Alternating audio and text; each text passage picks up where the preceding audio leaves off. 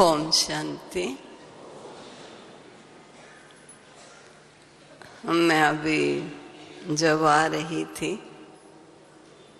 तो रास्ते में देख रही थी कि कुछ ग्रुप्स में खड़े बातचीत कर रहे हैं। कोई बाबा की कमरे की तरफ जा रहे हैं, कोई प्रकाश स्तंभ पर खड़े हैं और कोई मार्केट की तरफ जा रहे हैं और कोई सामान लेकर आ रहे हैं। मुझे ऐसा लगा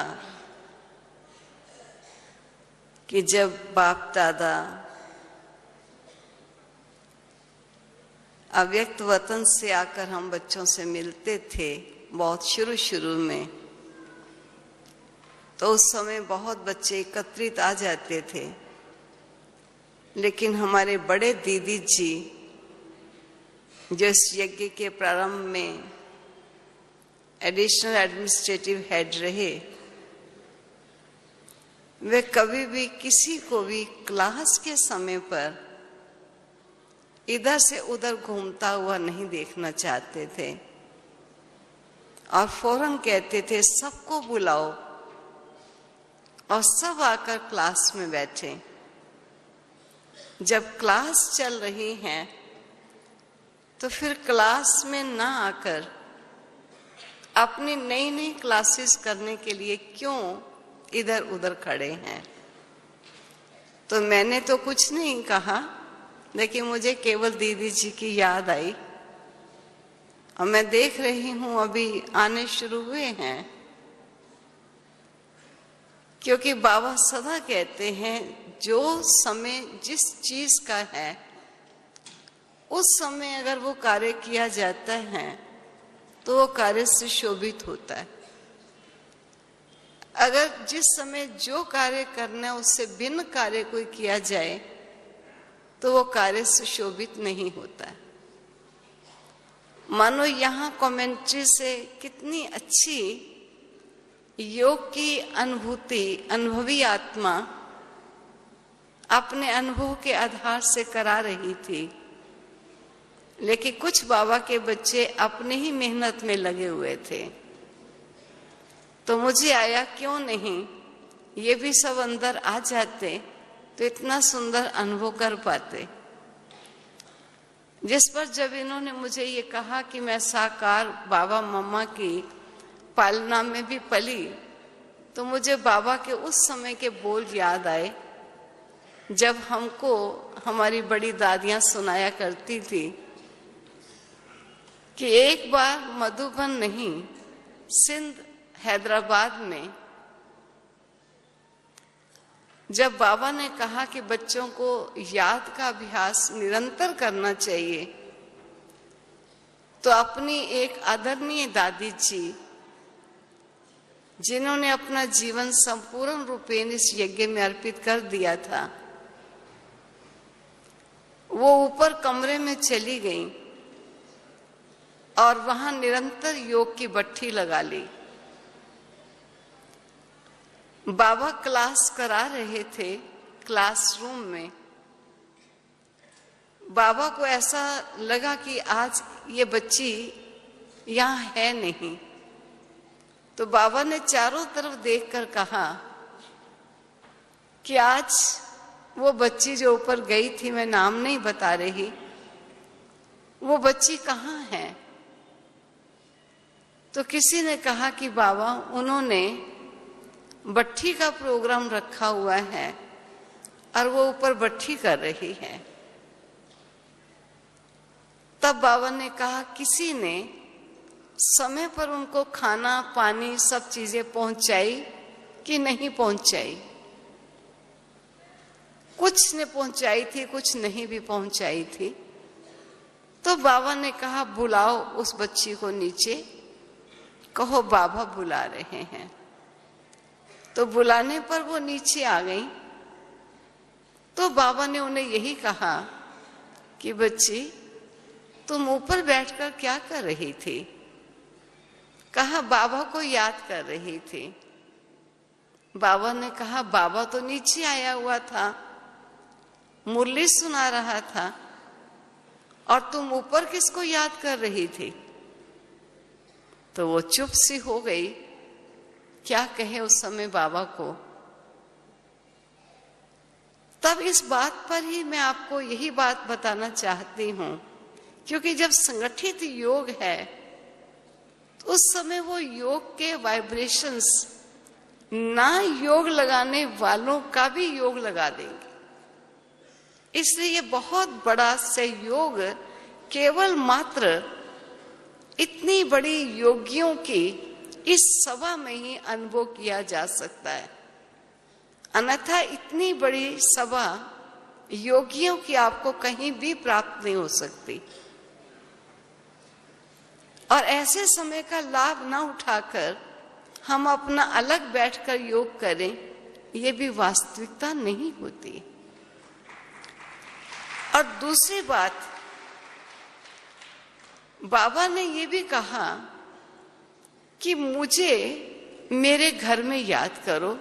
कुछ ही दिन हुए ये बाबा की वाणी लगातार चली और ये महावाक्य सबके सुने हुए हैं। बाबा सदा कहते हैं, मैं जो हूं, मैं जैसा हूं और जहां हूं, मुझे वो वैसा जानकर वहां याद करो। उस समय बच्चों ने एक क्वेश्चन उठाया था कि बाबा आप जब बॉम्बे में गए या दिल्ली में होते हो या मधुबन में होते हो, तो हम आपको परम धाम में कैसे याद करें? तब तो हम आपको मधुबन में याद करते हैं, दिल्ली में याद करते हैं, या बॉम्बे आप गए हैं तो बॉम्बे में याद करते हैं। तब बाबा ने कहा था कि बच्चे, बाबा चाहे कहां भी गया है, लेकिन बाबा का धाम परम धाम ही है। जिस समय योग में बैठते हो, मेरी याद में बैठते हो, मुरली के समय अगर आपको ये आ रहा है कि बाबा आए होंगे, बाबा मुरली सुना रहे होंगे, बच्चे सन्मुख सुन रहे होंगे, ये एक अलग प्रकार की याद है। ये होना कोई अनुपयुक्त नहीं, ये ठीक है, अनुचित नहीं है। लेकिन अगर विशेष रूप से मेरी याद में बैठते हो, तब मुझे मेरे घर में ही मुझे याद करो। क्यों बाबा हम बच्चों को बार बार कहते हैं कि जब याद में बैठो तो मुझे मेरे घर में याद करो? क्योंकि जब भी हम किसी को भी याद करते हैं तो इस साकार जगत में कोई ना कोई बैकग्राउंड, बैक में कोई ना कोई दीवार, तस्वीर, सीनरी, घास, वृक्ष, कुछ ना कुछ तो दिखाई देगा ही, जिसके आगे हम बैठे हैं। तो कभी भी बाबा की याद करते करते अगर ध्यान डाइवर्ट होता है तो कभी वो दीवार दिखाई देती है, या चित्र दिखाई देता है, या वृक्ष दिखाई देता है, जैसा भी बैकग्राउंड होता है। लेकिन जब हम बाबा की याद में बैठते हैं तब बाबा की ये आज्ञा है कि मुझे मेरे घर में याद करो, कि आत्मा ज्योति स्वरूप है और चारों तरफ प्रकाश ही प्रकाश है, ज्योति का देश है, शांति धाम है। और वहां ज्योति बिंदु प्यारे बाबा अपनी सर्व शक्तियों रूपी किरणें सदा काल के लिए बच्चों को शक्ति रूप में दे रहे हैं। और मैं आत्मा उस सर्वशक्तिवान के सन्मुख शांति धाम में उपस्थित हूं। अगर बाबा से ध्यान हटेगा भी तो ज्योति देश में ही ध्यान जाएगा, और ज्योति देश से फिर ज्योति बिंदु में ध्यान को लाना ये कठिन नहीं होगा, सरल होगा। इसलिए बाबा के इस आदेश को हम जरूर समझने की कोशिश करें कि बाबा हमको बार बार ये क्यों कहते हैं कि मैं जो हूं और जैसा हूं और जहां हूं मुझे वहां ही याद करो। तो सब तरफ से जब मन को हटा करके और अपने सन्मुख केवल मात्र अपना शांति देश है, और शांति धाम जहां शांति शांति और प्रकाश ही प्रकाश है, उस ज्योति देश में ज्योति बिंदु बाबा के सन्मुख मैं आत्मा, जिसका निज स्वरूप ज्योतिर्मय है और जिसका निज धाम ज्योतिमय धाम ही है, मैं अपने घर में अपने बाबा के सन्मुख उपस्थित हूं। ये याद बड़ी सरल याद है। इस याद को मुश्किल नहीं कहेंगे। नहीं तो योग लगाएं हम, योग कैसे लगाएं हम। और बाबा कई बार हमको कहता है योग अक्षर ही कहना बंद कर दो। तुम मेरे बच्चे योग कैसे लगाएं नहीं कहो, बाबा को याद करें कहो। और सचमुच कितना सुंदर ये बाबा का स्पष्टीकरण है, क्योंकि हम कोई योग जैसे दुनिया इसको मुश्किल कह चुकी है, इसलिए योग नाम से विभिन्न प्रकार की योग की विद्याएं सारे विश्व भर में प्रचलित हैं। और विश्व की आत्माएं जो योग से प्रीत रखने वाले हैं, वो भिन्न भिन्न प्रकार के योग सीख कर उस योगेश्वर से अपना संबंध जोड़ने की कोशिश करते हैं, लेकिन उन कोशिश में सफल नहीं हो पाते। कारण क्या? कि जब तक उन्हें ये याद ही नहीं है कि मैं कौन हूं और मुझ आत्मा का निजी स्वरूप क्या है और मुझ आत्मा के परम पिता है कौन, जब तक स्वयं को जाना नहीं, बाप को पहचाना नहीं, घर का एड्रेस पता चला नहीं, योग कैसे लगेगा। और बाबा कहते हैं योग नहीं, ये याद है। बच्चे, मैंने तुझे भूली हुई चीज को याद करा दिया। तुझे आज तक ये 5 तत्वों का नाशवान चोला है, ये बचपन से तुझे याद कराया गया और जन्म जन्म ये याद पक्की हो गई। इसे याद करना नहीं पड़ता। स्वप्न में भी याद है तो जागृत भी याद है। बाबा ने केवल मात्र इस साकार धरा पर आकर हमें हमारी पहचान की याद दिलाई कि तुझे मालूम है तू कौन है। जब हमको मालूम पड़ गया तो जिस चीज का मालूम पड़ गया, अब उस याद में स्थिर होने में मेहनत की तो कोई बात ही नहीं, क्योंकि हूं ही आत्मा, शरीर हूं ही नहीं। तो जब मैं शरीर नहीं हूं, केवल शरीर मेरा माध्यम है, लेकिन मैं शरीर नहीं हूं, मैं एक आत्मा हूं। और मेरा बाबा ज्योति बिंदु कल्याणकारी शिव है। मुझे जब ये याद आ गई तो इसमें मुश्किलात की कौन सी बड़ी बात आई। पता चल गया कौन हूं और किसका हूं। अब इसके लिए कोई पूछे कितना समय याद करें, किस समय याद करें। वास्तव में देखा जाए तो जो चीज सत्यता है, मैं आत्मा हूं, ये सत्यता है। और आत्मा के सर्व संबंध शिव बाबा के साथ हैं, ये सत्यता है। तो सत्यता को स्थिर होने में मेरा ये प्रश्न हो कि कितना समय सत्यता को याद रखूं, ये तो कोई प्रश्न का, वास्तव में कहना ही प्रश्न उठाना ही व्यर्थ सा लगता है। जो हूं वो अपने को समझूं, और जिसका हूं वो अपने को समझना। यही तो योग है ना। इसी को याद कहो कि भूली हुई याद को बाबा ने पुनः पुनः स्मृति में दिला दिया।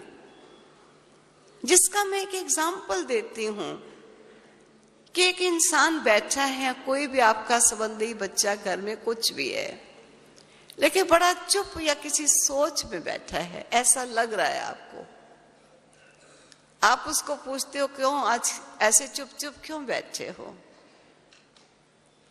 अब वो चाहे आपको कहे कुछ नहीं है, लेकिन आप फिर भी समझ रहे हो कि कुछ तो जरूर है।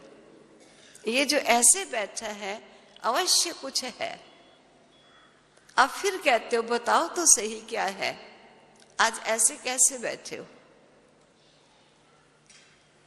क्योंकि उसने किसी बात को अपने दिल में बिठा लिया, चाहे वो बात अनुचित थी या बात कहने वाला ही सही नहीं था, वो बोल उसे अखड़ा या अच्छा नहीं लगा, और वो बोल उसने चित्त में बिठा लिया और बार बार उसको स्मृति में ला रहा है कि देखो मेरे से कितना खराब बोला। बोलने वाले ने एक बार बोला, लेकिन जिसको बोला वो उसको मन में रिवाइज करता है, मन में उसके दोहराई जाती है वो बात, या वो बोलने वाले का मूड या रूप, वो दृश्य उसके सामने आता है, और वो दृश्य या वो सोच उसके चेहरे पर प्रकट हो रही है, और वो कहता कुछ नहीं, चुप होके बैठा है। लेकिन उसे बैठा देखकर भी कोई पूछता है कि क्या बात है, आज कुछ है तो जरूर। कहते नहीं कुछ नहीं, कहते कुछ नहीं क्यों नहीं, कुछ जरूर है। मानो कोई अनुचित बात किसी को कही जाए, या कई बार कोई खुशी की बात किसी के मन में होती है, बड़ा चेहरा खिला हुआ ऐसा बैठा है जैसे आज कोई लॉटरी मिल गई हो, तब भी कभी कभी कोई पूछता है भी आज तो बड़ा चेहरा खिला हुआ, क्या बात है? कहते नहीं कुछ नहीं कुछ नहीं। दूसरा कहते नहीं कुछ नहीं, कुछ तो जरूर है, क्योंकि आपका चेहरे से दिखाई तो दे रहा है ना। तो बुरी बात है या अच्छी बात है, जिस चीज का हम चिंतन करते हैं वो चिंतन चित्त में चलने के कारण हमारे चेहरे पर प्रत्यक्ष होता है, और चेहरा दूसरों को दिखा देता है कि आज ये चिंतित है या आज ये एक्स्ट्रा खुशी में है। इसलिए बाबा भी हम बच्चों को बार बार कहते हैं कि सारा दिन अपने आप को याद तो कराओ कि मैं कौन हूं और किसका हूं।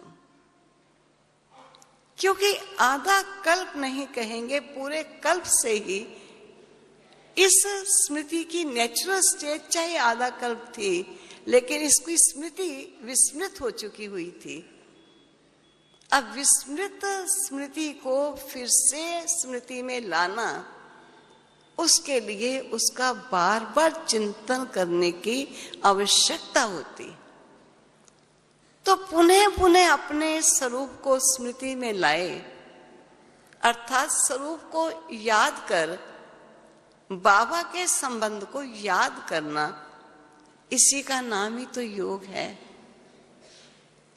तभी बाबा हम बच्चों को कहते हैं कि बच्चे, जब आप बच्चों को आपका स्वरूप स्मृति में आ जाएगा और बाप के संबंध की स्मृति आ जाएगी, तो आपको किसी को बताने की ज्यादा आवश्यकता नहीं पड़ेगी। आपका चेहरा और आपकी चलन स्वतः ही दिखाएगी कि आपने कुछ पाया है और आपके स्वरूप में कुछ विलक्षण सा इंप्रेशन आ रहा है। ये कोई लौकिक चेहरा नहीं, इसमें कुछ अलौकिकता झलकती है।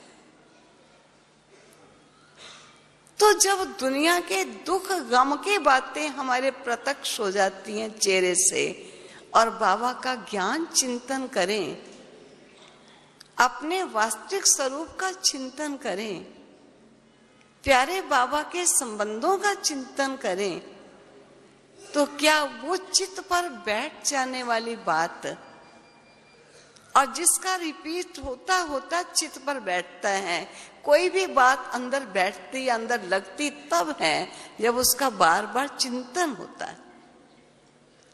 कुछ अच्छा मैंने कहा, उसका भी आपका चिंतन चला, जो आपका चेहरा खुशनुमा दिखाई दिया, कुछ गलत किसी ने कह दिया, तब भी आपके चिंतन से, आपके चेहरे और चलन से पता चल रहा है कि कोई बात ऐसी वैसी हो गई है। तो बाबा हमको बार बार यही कहते हैं कि बच्चे, जो भी बात सुनो, सुनकर छोड़ ना दो, उसका चिंतन करो। जिसका साकार में बाबा कई बार ये शब्द बोलते थे, बच्चों को लिंगे नहीं लगी ये बात, मनो अंदर जाके इस बात ने स्पर्श नहीं हृदय को भी किया। और अगर हृदय में स्पर्श हो जाए, कोई बात लग जाए, फिर उसको बुलाना बड़ा मुश्किल हो जाता है। कई बार कई कहते हैं, कोई घटना ऐसी घट जाती है, भाई क्या करें, निकलती नहीं है। बाबा हम बच्चों को कहता है, ऐसी वैसी घटना को घट में ना ले जाओ। अगर व्यर्थ की चर्चा या व्यर्थ की बात, जिस बात से आपके स्वरूप का दिव्य स्वरूप नाश हो जाएगा या सत्यता आपके स्वरूप में नहीं रहेगी, ऐसी बात को बार बार चित्त में नहीं लाओ। बार बार चित्त में लाने से आपके चित्त में वो बात बैठ जाएगी, और कोई आपको कहेगा, अरे छोटी सी बात हो गई, छोड़ो, क्या आप लेकर उसकी चिंता कर रहे हो। आपका ये उत्तर एक दिन निकलेगा कि मैं स्वयं भी समझता या समझती हूं कि बात तो छोटी सी है, इसको छोड़ देना चाहिए, लेकिन छोड़ना चाहते हुए भी छूट नहीं पाती, नहीं छोड़ पा रहे। नींद नहीं आ रही, भूख नहीं ठीक लग रही, क्योंकि वो बात का चिंतन चित्त में इस कदर चला कि घोट घोट कर उसको हमने अपने स्वरूप में ले आए। इसलिए बाबा कहते हैं, अगर व्यर्थ का चिंतन आ गया, उस चिंतन को निकालना मुश्किल हो जाएगा। उसे ज्यादा रिवाइज रिपीट ना करो। जब है ही बात व्यर्थ, उसको वहीं स्टॉप कर दो। और जो बाबा समर्थ बातें देता है, श्रेष्ठ ज्ञान का खजाना देता है, उसका चिंतन करो बच्चे। इतना चिंतन करो कि वो बात तेरे चित्त में चली जाए, तेरे हृदय में जाकर लग जाए। आप देखो, जिनको लग जाता है वो बाबा का बच्चा कितनी जल्दी बन जाता है। कोई एक भी बात उसको लग जाए, सारा ही नहीं लग जाता एकदम, लगने में टाइम लगता है, लेकिन एक भी बात लग जाए तो उसके जीवन का वो परिवर्तन आता है। और लगती तभी है बात जब सुनते हैं, समझते हैं, और फिर उसका चिंतन चलता है, वो हमारे स्वरूप का परिवर्तन कर देता है। इसलिए ये जो मधुबन हमको आने का परम सौभाग्य प्राप्त होता है, ये ऐसी श्रेष्ठ घड़ियां हमको याद आएंगी। मौका तो मिला था, लेकिन इतना लाभ उठा नहीं पाए थे। बाबा हमको कहते हैं, खाते हुए, बैठते हुए, चलते हुए, बच्चे बातचीत करते हुए भी एक दो से कौन और किससे बात कर रहे हैं और किसके हैं। मैं देखती हूँ कई बार बाबा जब महावाक्य उच्चारण करते हैं तो बड़ी खुशी खुशी बच्चों से मिल रहे होते हैं और बच्चों के सिर पर मैं ताज देख रहा हूं, मस्तक पर चमकती हुई मणि देख रहा हूं। हालांकि कई बार बच्चे भी ये समझते हैं कि कहाँ मेरे पर सिर पर ताज, मैंने तो कोई जिम्मेवारी अपने जीवन में उठाई ही नहीं अभी तक। मैं कभी अपने स्वरूप स्मृति की स्थिति में इतना आया ही नहीं। मेरे मस्तक की चमक बाबा को कैसे दिखाई दे रही है ही नहीं। और बाबा कहते हैं मैं देख रहा हूं। बाबा सदा कहते हैं मैं बच्चों को बच्चों के संपूर्ण रूप को ही देखता हूं, मैं कभी बच्चों के अपूर्ण स्वरूप को नहीं देखता हूं। कैसे मेरे बच्चे जिनके मस्तक में चमकती हुई मणि है, जो सर्व आत्माओं की मुराद पूरी करने वाले हैं, मेरे वो बच्चे जिनके ऊपर सारे विश्व को परिवर्तित करने की जिम्मेवारी है, उस परिवर्तन के कर्तव्य को निभाने के लिए वो अपने परिवर्तन के भरसक प्रयत्न में लगे हुए हैं। चाहे वो कितना भी प्रयत्न कर रहे हैं, तो बाबा हम बच्चों को हमारे संपूर्ण स्वरूप से देखते। हम स्वयं से पूछें, हमने स्वयं को अपने संपूर्ण स्वरूप से देखा है कभी? केवल निर्बुझ आत्मा का, जिसमें शांति, प्रेम, आनंद, पवित्रता, ज्ञान, शक्ति सब कुछ हो और ये सब खजानों से संपन्न मैं आत्मा, मेरा स्वरूप कैसा होगा? कभी अपने इस स्वरूप को इमर्ज कर देखा है? जब आपको अपना संपूर्ण स्वरूप प्यारा लगेगा, तब आप अपूर्ण स्वरूप से परे हटते हुए संपन्नता की तरफ बढ़ते चले जाओ। क्योंकि बाबा के बच्चे चाहे वो कितना भी और कैसा भी पुरुषार्थ कर रहे हैं, लेकिन जो बाबा के घर आए हैं तो बाबा के ही बच्चे ना। जिस पर मैं एक बार एक कहानी सी सुना रही थी कि किसी ने एक मूर्तिकार से पूछा कि मूर्तिकार, तू मुझे मूर्ति बनाना सिखा सकता है? तब मूर्तिकार ने यही उत्तर दिया कि मैं तो मूर्ति बनाना तो नहीं जानता, लेकिन मैं इस पत्थर में एक मूर्ति को देखता हूं और जो उसका एक्स्ट्रा पत्थर लगा हुआ होता है, उस मूर्ति को छिपाए रखने वाला, मैं उस एक्स्ट्रा को उतारता चला जाता हूं। और जब वो व्यर्थ का लगा हुआ पत्थर हटता चला जाता है, तो कहीं से नाक निकल आता है, कहीं आंख निकल आती है, कहीं कान निकल आता है, वो तैयार हो जाता है। मैं तो कोई मूर्ति बनाना तो मैं नहीं जानता, मूर्ति तो पत्थर में बनी हुई होती। सचमुच हम देखें, ये वास्तविक उदाहरण हम पर घटित होता है। हम बच्चों को बाबा कहते हैं कि बच्चे, तो वास्तव में वही कल पहले वाली देवात्मा ही है। और आप हम सबको मालूम है कि हर पत्थर से मूर्ति नहीं बनती है। किसी पत्थर पर छेनी या थेड़ा मारो ही तो मूर्ति, पत्थर टूट जाएगा। लेकिन मूर्तिकार पहचान कर पत्थर लेता है, और अगर कोई पत्थर ऐसा ही आ गया जो मूर्ति वाला नहीं होगा, तो उससे मूर्ति नहीं बना पाएगा। ठीक इसी प्रकार शिव बाबा के भी बहुत बच्चे आते हैं। कोई वो बच्चे हैं जो सचमुच हम सब पत्थर बुद्धि बन चुके थे, और जब बाबा हम पत्थरों को तराशता है,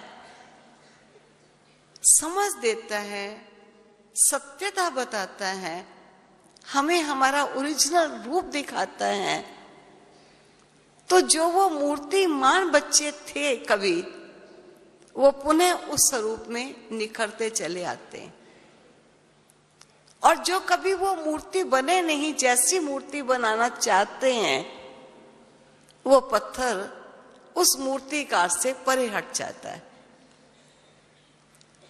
तो हम सबको कोई देवता बनना नहीं है, हम देवता थे, देवता हैं, लेकिन जो देव स्वरूप को छिपाने वाले संस्कार और छिपा देने वाले स्वभाव, छिपा देने वाली वृत्तियां हम सब में आ चुकी हैं, जिसका बाबा समय प्रति समय महावाक्यों में वर्णन करते हैं। हम केवल उन निषेध बातों को, ये संस्कार नहीं होना चाहिए, ये स्वभाव नहीं होना चाहिए, ऐसी दृष्टि नहीं होनी चाहिए, ऐसा बोल नहीं होना चाहिए, जो बाबा हमको कहते नहीं होना चाहिए उसको ना लाएं, और जो कहता है होना चाहिए उसकी दृढ़ता को बढ़ाते चले जाएं। स्वतः ही नर नारायण बन जाएगा, नारी लक्ष्मी बन जाएगी। देवता बनने में कौन सी मुश्किलात है? देवता थे, केवल एक्स्ट्रा पत्थर हम में आ चुका है। जो एक्स्ट्रा चीजें आई हैं उनको हमने उतारना है और अपने वास्तविक स्वरूप में आना है। इसलिए बाबा हम बच्चों को यही कहते हैं कि वर्तमान समय दो ही तो पुरुषार्थ हैं, जन्म जन्म के किए हुए कर्म और देह के अभिमान के वशीभूत बनाए हुए संस्कार, इनका परिवर्तन करना है और अपने आदि संस्कार उन्हें जागृत करना है, उस स्वरूप में स्थिर होना है। इसलिए बच्चे, भविष्य के लिए तुझे गुण और ज्ञान से अपने को सजाना है, ये तेरी कमाई है। और जो वर्तमान में संस्कार पुराने देह अभिमान के वशीभूत है, उनको तुझे हटाना है। दो ही तो तुझे काम करने और करना ही क्या है? जो तेरा ओरिजिनल स्वरूप है उसको निखारना है, और जो एक्स्ट्रा पत्थर आ चुका है उसको हटाना है। उसके लिए बाबा कहते हैं, योग भी सिखाता हूं, ज्ञान भी सुनाता हूं। याद से कमजोरियां हटती जाएंगी और ज्ञान से और याद के संतुलन से गुण और ज्ञान जीवन में प्रैक्टिकल स्वरूप लेता जाएगा। बाबा कितना सरल करके हमको बताता है। फिर कुछ दिन हुए बाबा ने वाणी में जब ये कहा कि बच्चों को ये पता नहीं चलता कि ये कहता कौन है। कई बार कई बच्चे ऐसा कह देते हैं कि हम कैसे समझें कि स्वयं भगवान कह रहा, हम कैसे समझें? तब बाबा ने कहा, क्योंकि दिखाई नहीं देता हम कैसे समझें? बाबा ने कहा, तुमको स्वयं का स्वरूप दिखाई देता है, तुम स्वयं को तो देख नहीं पाते और चले भगवान को देखने के लिए कि वो दिखाई नहीं देता। इस प्रकार एक बार राम श्लोक भाई बड़ी अच्छी बात सुना रहे थे। कहा कोई आए, उन्होंने कहा कि आपने भगवान को देखा है?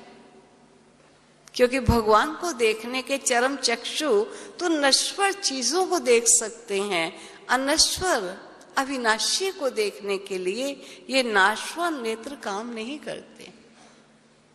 उसके लिए बाबा द्वारा दिव्य दृष्टि और दिव्य बुद्धि का वरदान स्वयं दाता ही अब बच्चों को देते हैं, जिससे हम स्वयं को भी देख पाते हैं और बाबा को भी देख पाते हैं।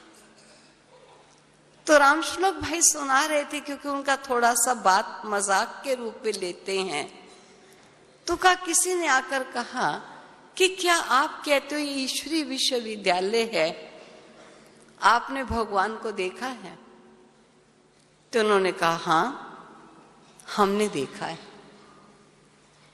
कहा तो आप हमको दिखा सकते हो? कहा वैसे तो ये उन्हीं के हाथ में है, हम आपकी तरफ से जब हम उनसे मिलेंगे तब उनको कह देंगे कि वो आपसे भी मिल ले। का बड़ी अच्छी बात है, हमारा भी जरा कह दीजिए कि वो हमसे भी मिल ले। कहा लेकिन मैं उनको क्या कहूं, कौन मिलना चाहते हैं, मुझे आप अपना आई कार्ड दे दीजिए, आइडेंटिटी कार्ड, जैसे आजकल तो ट्रेन में भी कहते हैं ना आई कार्ड लेकर चलिए, पहचान पत्र। तो कहा मुझे आप अपना पहचान पत्र दे दीजिए, मैं उन्हें दिखा दूं ताकि वो आपसे मिल सकेंगे। कहा अभी तो हमारी पॉकेट में नहीं। कहा पॉकेट में नहीं, वो आपके पास है, कौन मिलना चाहता है। अब ये आई कार्ड तो काम नहीं करेगा। आपको यही नहीं मालूम कि मैं कौन हूं, आपको अपनी तो पहचान अभी हुई नहीं, और चले कि भगवान हमसे मिल जाए, उसको आई कार्ड बिना आपकी पहचान के आपसे मिलेगा कैसे।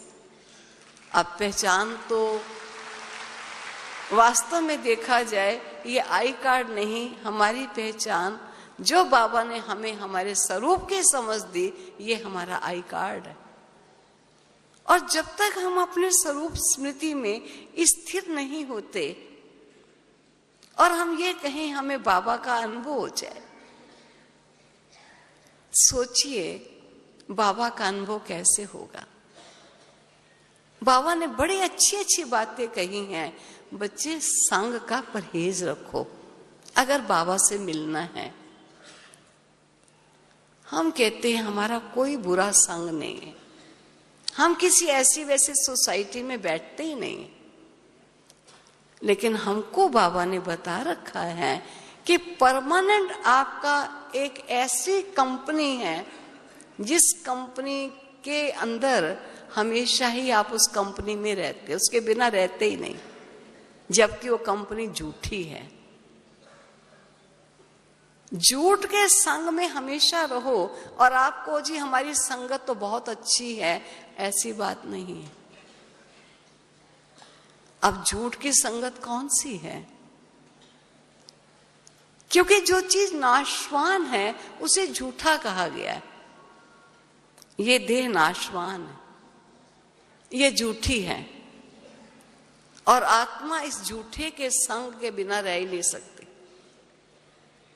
उसे इस झूठ के संग में ही रहना है। लेकिन इसके संग में रहते इस झूठ का इफेक्ट मुझे ना आए, इसका प्रभाव मुझे ना आए। जैसे इस कलयुगी तमोगुनी सृष्टि में हम रहते हैं, रहना ही यहां पड़ेगा, कहीं सतोगुनी सृष्टि नहीं हमारे लिए रखी हुई जहां हम चले जाएंगे। लेकिन तमोगुण में रहते हुए बाबा ने हमको सतोगुनी स्थिति बनाने का आदेश निर्देश दिए हैं। ठीक बाबा ने भी हम बच्चों को कहा कि तू रहता तो इस देह रूपी झूठे घर में है, ये संग तेरा हर समय इसमें है, लेकिन तू इस झूठ के साथ रहता हुआ भी अपने वास्तविकता को कभी भुला ना देना। बार बार याद रखना मैं कौन। जब तू अपने पोजीशन में इस शरीर में रहेगा तो ये देह नाशवान झूठी है, इसका संग तुझे अपना रंग नहीं लगाएगा। एक डॉक्टर है, इन्फेक्शियस डिजीजेस होती हैं, छूत की बीमारियां होती हैं, लेकिन डॉक्टर को छूत के मरीज के पास जाना पड़ता है, उनका इलाज करना होता है।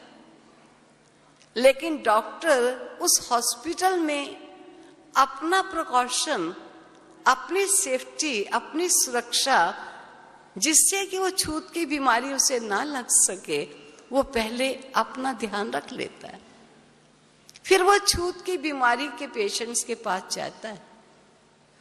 बाबा भी हम बच्चों को कहता है इस देह में रहते हुए जब भी कोई कर्म करना हो, याद रखना मैं आत्मा इस देह द्वारा ये कर्म करने जा रहा हूं।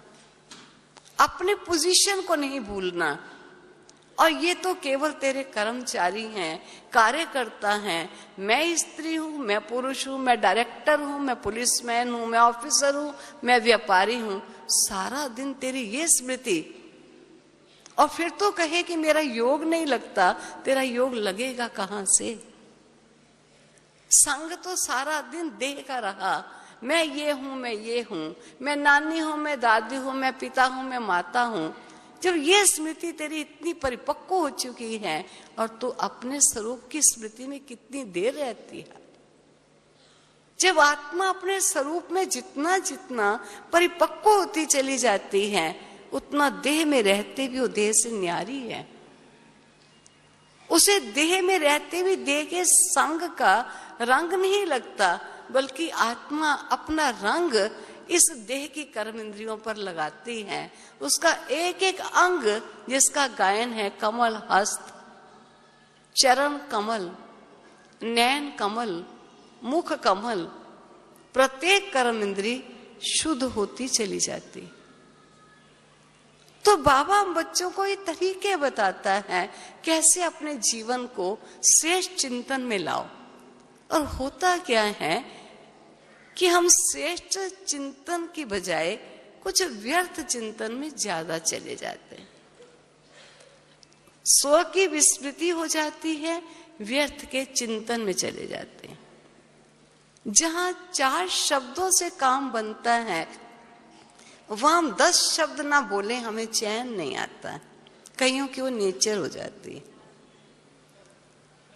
बहुत ही अच्छी एक बात यहाँ एक बहन ने सुनाई थी, जो मैंने यही सुनी थी, मैं आपको सुना देती हूँ। मुझे अच्छा वो एग्जाम्पल लगा। एक हंसी का ही एग्जाम्पल था उनका, लेकिन कैसे वेस्ट जिस मनुष्य की आदत होती है वो वेस्ट बहुत करता है। हम कई बार प्लेन में, ट्रेन में बैठते हैं, एक बात खत्म हुई दूसरी शुरू की, दूसरी खत्म हुई तीसरी शुरू की, क्योंकि आपस में बैठे हैं, अब कैसे गुजारा सारा दिन कैसे बिताएं। फ्लाइट में बैठे हैं, 6-8 घंटे बिताने हैं, कैसे बताएं। बात से बात में कहती हूँ कितना इनका दिमाग है, कैसे लगे हुए हैं। व्यर्थ की एनर्जी बहुत चली जाती है, और जब व्यर्थ जाता है तो हम समर्थ को अपने पास रख नहीं पाते। तो एक अच्छा एग्जाम्पल दे रही थी कि किसी बात को थोड़े शब्दों में भी कहा जाता है, किसी बात को बड़ा लंबा भी कहा जाता है। कह रही थी, किसी एक ने पूछा किसी राहगीर से कि उसने कहा कि आपको मालूम है कि सोनिया गांधी कहाँ रहती? तो कहा कि आप सीधे चले जाइए, यहां 4 चौराहे आएंगे, लेकिन तीसरे चौराहे से आप मुड़ जाना। फिर जहां तीसरे चौराहे से मुड़ेंगे वहां 4 पार्क मिलेंगे आपको, लेकिन आप तीसरे पार्क से मुड़ जाना। और आगे जाएंगे तो सामने सामने आपको 4 कमरे दिखाई देंगे।